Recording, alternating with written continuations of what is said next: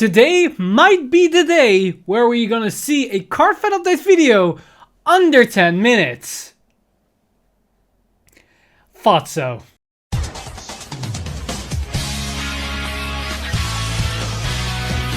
Stand up! Vanguard! Hey Cardfighters, welcome back to another Cardfight update, and today was once again the Tuesday livestream. And usually when we have these reveals or this livestream, we have a lot of new cards to talk about. Either a bunch of new cards, a new ride line, a new mechanic. But in this case, we got a new type of card, but it's actually just one card and a promo. And that's about it. So there isn't really a lot of things to talk about in the context of new reveals. That said, there are some other things that I haven't touched upon in the last few weeks, and there's also extra information that they released on Twitter that is very important for us cardfighters for the next coming weeks and potentially even months. So without any further ado, let's jump straight into these new cards, and then we're going to talk about all the supplementary information. So first off, we got a brand new promo for Kagero, which is going to be included in the new manga volume, as we have exotic Dragonar armor. And this is effectively a new type of Overlord, but then without the Overlord name, because its ability is auto Vanguard circle. Once a turn, trigger effects do not activate for the damage check of this ability. When this unit attacks, cost counter +2 and soul +1. If your opponent's damage zone has 4 or less cards, choose one of your opponent's Vanguards and deal 1 damage. If you Soul Blast a card with Overlord in its card name for this cost, and your opponent's damage zone has 3 or less cards, deal 2 damage instead of 1. So basically this card can deal 1 damage or potentially 2 damage, so shooting your opponent to 5 damage before it even attacks. And that is overall pretty nice, because the defensive triggers won't activate, so they still need to guard the attack even if they hit 2 defensive triggers. Ideally you want to see 2 heals, but maybe in premium you want to see the over trigger. Overall this skill and this card isn't all too great because it's relatively slow, because you need to have an Overlord in the soul to get full value, which means it's going to be a turn 4 card, and that in itself means you probably already have shot your opponent to 4 damage, so there is no real reason to Soul Blast the Overlord and then wasting 2 counter blasts for it. And because this card doesn't have the Overlord name, you cannot combine this with the Cross, which might be a good thing. So I think this is going to be a card that's just going to be there. I don't really see potential in this particular card. It's just a niche funny interaction to do. But that promo out of the way, we've got a new type of card for Overdress, which is gonna shake things up, and you already saw the thumbnail of this video. We're gonna get criticals with skills, and these criticals are effectively the same type of criticals we had in the GR, the archetype crits, only this time they're a little bit weaker, but potentially still just as good. Because one of those triggers being the Dragon Empire one, Burning Flail Dragon. And its ability is auto Vanguard circle. At the end of the battle, this unit boosted. Cost, put this unit into your soul, choose one of your units, and it gets power +2k until the end of turn. So this is a bit more flexible than the Persona crits, the archetype crits, because they only activate when your Vanguard with a specific name attacks, and then they go into soul and give your Vanguard the 5k power. In this case, it goes into the soul after it boosted, and then it can give any unit 2k power. Now it's less power, but it's a bit more flexible. That might or might not come up.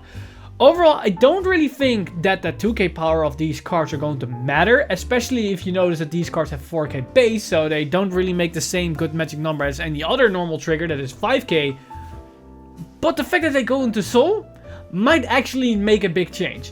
Any deck that revolves around soul, either for resources or maybe just for skill conditions like Bear Magnus, this could actually factually matter. So depending on the decks and how it's going to change, this crit can definitely shake up the builds that's going to move forward in set 3. Which can definitely mean that 12 crits or 11 crits for heal and 1 over trigger might be a norm for a lot of decks. I'm not going to say it's going to be the staple norm for any deck out there, because draws, fronts, they're still useful in their own right, and just running pure crits might not always be useful. And at the same time, using the skill does mean you're going to lower the shield value you have access to, because you lose 15k shield. So something like a Bastion, for example, I'm not so sure if they really want to use this, because they already have a limited amount of shield value, and now losing out on 15k for just 1 soul might be a bit too risky. But of course, Dragon Empire isn't the only one that's going to get these crits, because every single nation in set 3 is going to get access to this type of crits, as we can see here the artwork for the other crits.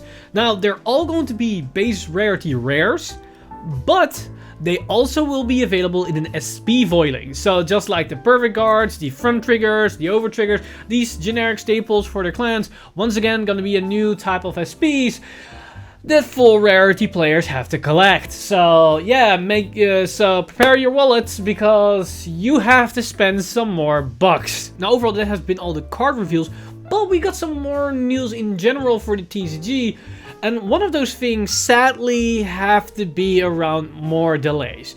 A couple of weeks ago we talked about the delays for Clan Collection, the Bermuda set, as well as Revival Selection, but they're going to be delayed yet once again. The Revival Selection is going to move backwards about 2 weeks to September the 24th, as I believe it was first on September the 10th. So that's going to be delayed with 2 weeks. Both the Lyrical Monasterio trial deck and booster set is going to be delayed by another week. So the trial deck is going to be on October the 15th and the set is going to be on October the 22nd. And then lastly, the biggest change of them all is the V Clan Collection set. They are being pushed almost a month back as they're going to be now released on November the 19th. And personally, I don't really mind this, that these two sets are going to be delayed this much, because it looks to be that set 3 is going to stay on December the 10th or December the 3rd. And that at least gives us more breathing room in how we want to spend our money if we play the multiple formats. So at least now we have some more room between the Lyrical set, the V-Clan Collection set, and then into set 3. So I'm personally more happy about this because that means I can at least save some money, because I have to spend that shit on Chronos Command. I have a problem and I need help with it. Now, on other news in the YouTube sphere, there has been another very interesting collab happening with Busho, which I have the honor to also participate in, as there was the Revival Selection YouTube collaboration special. And basically what this is that me and a bunch of other awesome creators had the opportunity to talk about the new Revival Selection cards and our respective clans. So if you're interested about me talking about Gear Chronicle and the other creators talking about their favorite clans in context of the new set, I will leave a link to the newsletter and the article down below in the comment section, as well as in the description of this video. And while you're at it, why not subscribe to the Electronic Boost Road newsletter, because who knows, there might be more in the future. Now, as for the final thing that I want to touch upon is a news update that we got from Keita Mori himself, because on Twitter he confirmed that there will be a third edition of the Vanguard producer letter being released this week.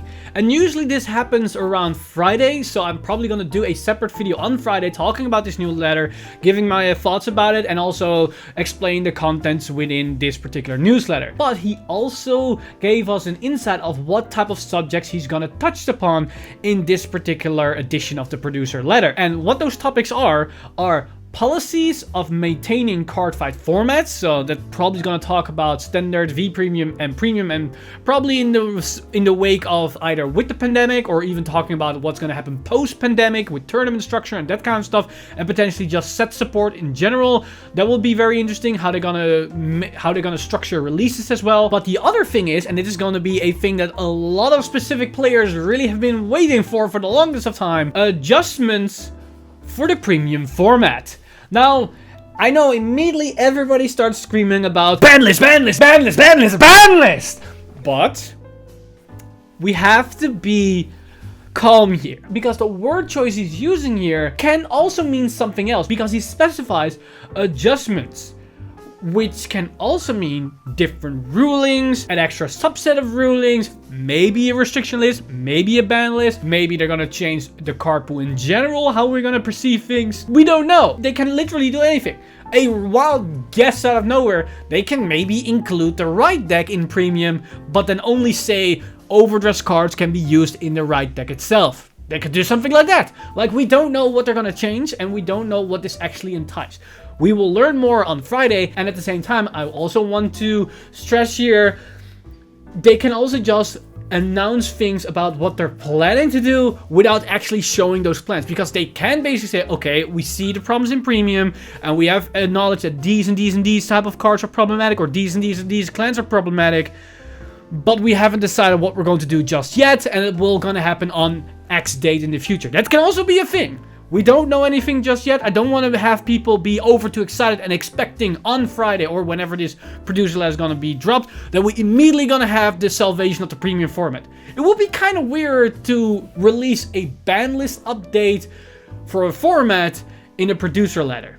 That doesn't really seem that right to me. I think this is probably more gonna attain to what they're thinking about, what they're working at, and what probably is on their radar and that kind of stuff. That's probably mainly gonna be the thing here. But I'm happy to be proven wrong, so Katamori, go ahead, as so far you've been working miracles, and I wouldn't be surprised if they weren't the last. Well, with that said, that's been everything that I want to talk about in this Cardfight update. Let me know in the comments down below what you think of these new critical triggers that we got for Overdress. Do you think the new Overlord card is interesting that we're gonna get for V Premium /Premium? And also the generic stuff. Are you disappointed about the extra delays on the set, or do you honestly not mind it because it gives you more breathing room for your wallet? And of course, what are your expectations for the producer letter volume 3 later this week? Let me know all your thoughts in the comment section down below. As always, this video has been brought to you by our lovely patrons over at patreon.com/VanguardInsider. You guys are amazing. If you do want to support the channel or everything that's happening on the channel, you can simply go to patreon.com/VanguardInsider and become a patron today. But with that said, I've been Mr. Time Leap, and I see you guys in the next one!